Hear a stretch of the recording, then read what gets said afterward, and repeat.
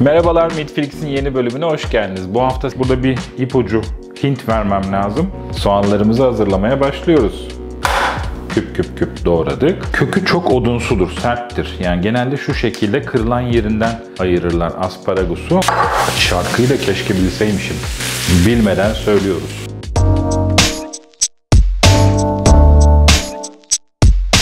Merhabalar, Meatflix'in yeni bölümüne hoş geldiniz. Bu hafta sizlerle birlikte ilk defa bir balık tarifi hazırlayacağız. Bugüne kadar hep beyaz etle ya da kırmızı etle çalıştık. Çoğunlukla kırmızı et kullandık ama bugün ilk defa bir balık tarifi yapacağız. Döküm tava ve fırın kullanarak harika bir somon hazırlayacağız. Yanına limonlu, sarımsaklı ve tereyağlı muhteşem bir sos tarifim var. Onu yapacağız sizlerle birlikte. İkisi bir araya geldiğinde gerçekten çok güzel oluyor. Hiç lafı uzatmayalım. Hızlı bir şekilde videomuza başlayalım. Bu haftaki yolculuğumuz buradan başlıyor.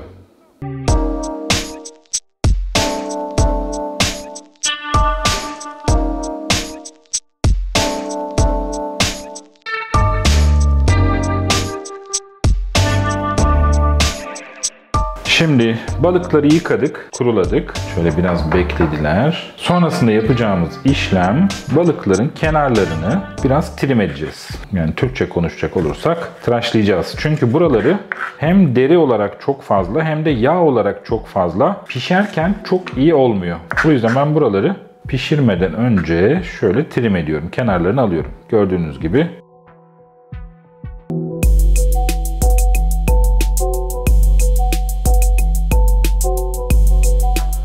Balıklar pişmeye, tavaya gitmeye hazır. Burada bir ipucu, hint vermem lazım. Pişirmeden önce, tavaya girmeden önce hiçbir şekilde üstlerine tuz eklemiyoruz. Çünkü tuzlarsak tuz hemen etkileşime girer ve balığın içindeki suyu dışarıya çıkartmaya başlar. Bu da balığın mühürlenmesini engeller. Yani iyi bir searing elde edemeyiz o şekilde. Dolayısıyla pişmeden önce, tavaya girmeden önce tuzlayacağız. Tuz o zamana kadar balıktan uzak duracak.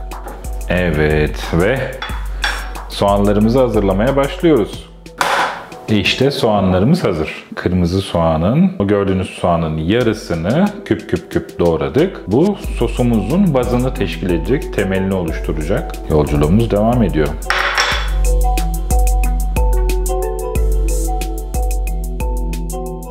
Dört diş sarımsak kullanacağız. Limon kullanacağız. Bol limon.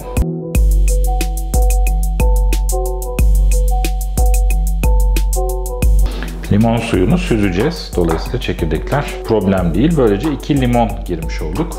Evet ve asparagusları hazırlamayı gösteriyorum. Kuşkonmazları hazırlayalım. Direkt toprağın içine şu şekilde dikilerek yetişen bir bitki. Dolayısıyla bunları iyi yıkamak lazım. Hemen yıkayıp gelelim. Evet, geldik. Şimdi bunların kökü çok odunsudur, serttir. Yani genelde şu şekilde kırılan yerinden ayırırlar asparagusu ama ben bunun biraz israf olduğunu düşünüyorum. Çünkü şuradaki yani yaklaşık 3-4 santimlik kısmı alıp gerisini kullansanız olur. Bakın gene deneyelim. Kırıldığı yer biraz yukarıdan kırılıyor ki gücü geriye vermeye çalışıyorum. Bu şekilde ya da bıçakla şöyle tek tek hepsinin boyuna göre tabii. Yaklaşık 3-4 santim yukarıdan kesiyorum. Kuşkonmazları pişirilebilir hale getirebilirsiniz. İşte bu kadar. Bunları da tereyağında çevireceğiz. Çok güzel olacak. Balıkla çok yakışıyor. Somonla çok yakışıyor bence. Ben çok beğeniyorum. Bakar mısınız? Harika olacak.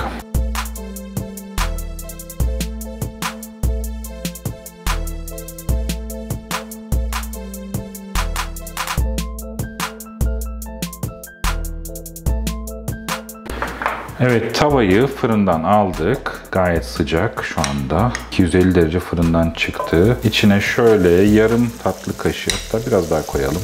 İlk anda yapışmasını önlemek için tereyağı giriyorum. Şöyle onu biraz şöyle tavanın içine yayıyorum.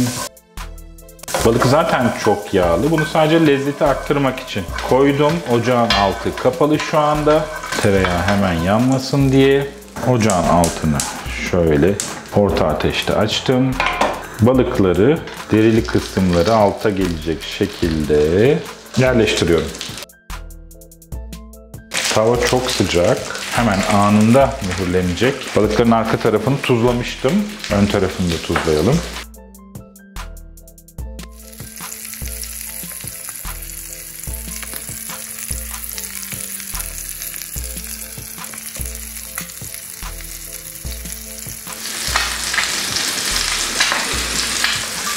balıklar olurken bir taraftan da sosu hazırlamaya başlayalım. İlk iş olarak soğanı soteleyelim. Şöyle yaklaşık 2 yemek kaşığı zeytinyağı girdim.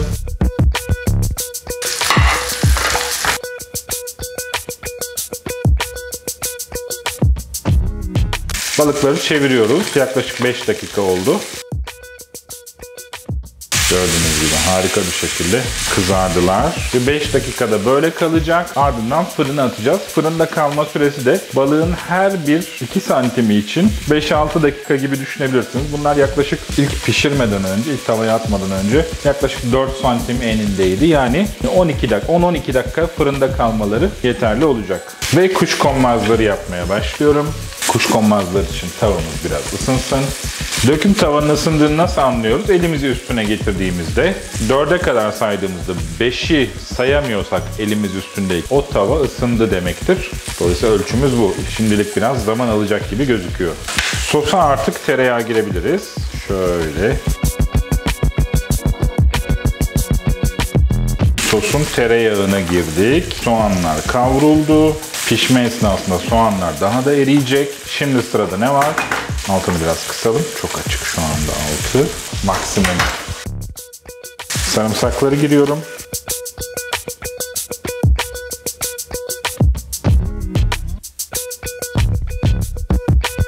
Evet, balıkları tekrar çeviriyoruz ve fırına atıyoruz.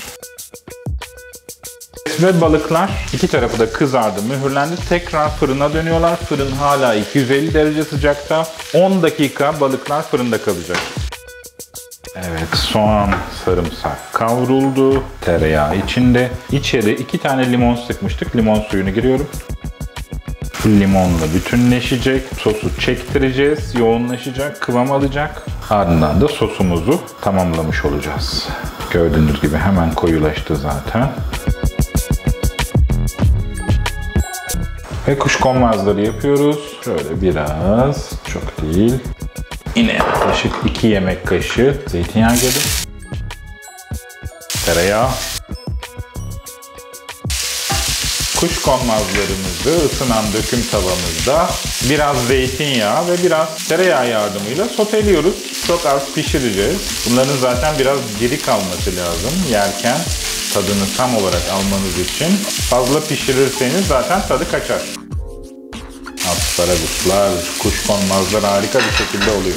Evet ve yine geldik işin en son kısmına, en keyifli kısmına. Tadım yapacağız. Tadımda bugün Hande bizimle. Hala 1500 like atmadığınız hiçbir videoya ama Hande sağ olsun yine büyüklük gösterdi. Bizi tadımda yalnız bırakmadı. Teşekkürler Hande. Her zaman bir keyif. Gerçi her durumda tadıyoruz ama.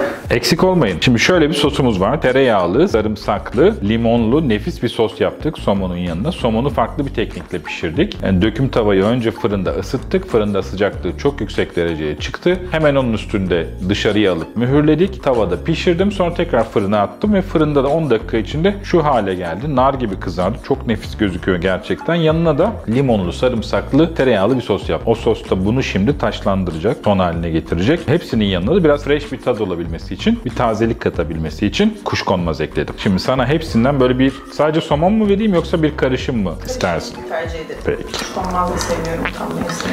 Peki. Evet, kuşkonmazın da tam mevsimi, doğru söylüyorsun. Bizde çok tüketilen bir şey değil benim gördüğüm kadarıyla. Biraz tabii pahalı olmasında etkisi var. Küçücük bir demet 30-35 liralara satılıyor. Ama gerçekten doğru kombinlendiği de çok güzel oluyor. Evet ama tazesi her zaman bulunuyor. Evet. Şimdi tam mevsimi. Siz Kuşkonmaz Üreticileri Birliği ile işbirliği içindesiniz sanırım. Seviyorum ama konservesini sevmiyorum. Tazesini seviyorum. Konservesi mi var? Ben hiç görmedim. Nasıl buldun? Biraz da ben alayım. Çok beğendim. Şöyle biraz da ben şuradan tadıyorum. Limon sosu biraz keskin geldi. Limonu fazla mı olmuş? Evet, biraz yani bir tık daha az olabilirmiş.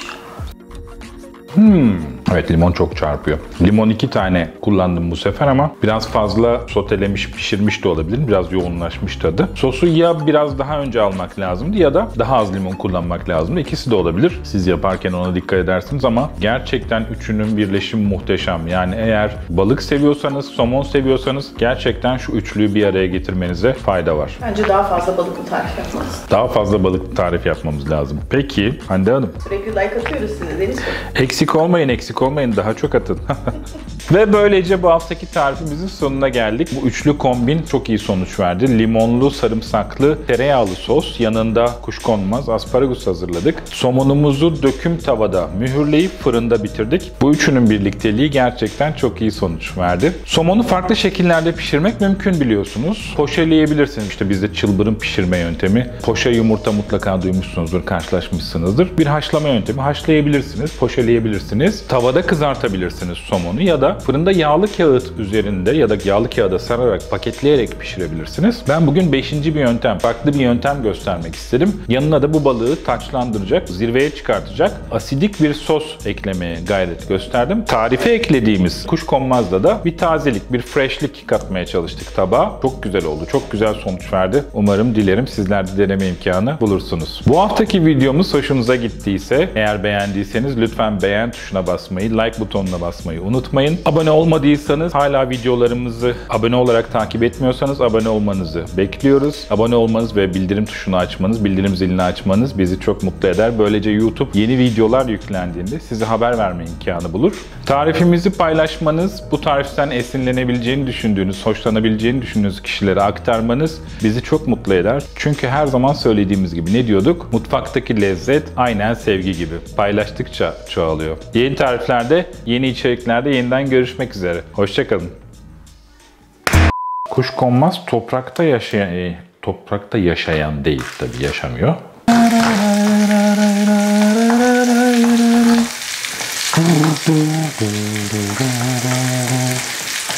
Bugün bu, yarın da büyük bir kırmızı et yapacağım. Antrikot rosto yapacağım fırında. O da çok güzel olacak. So come on.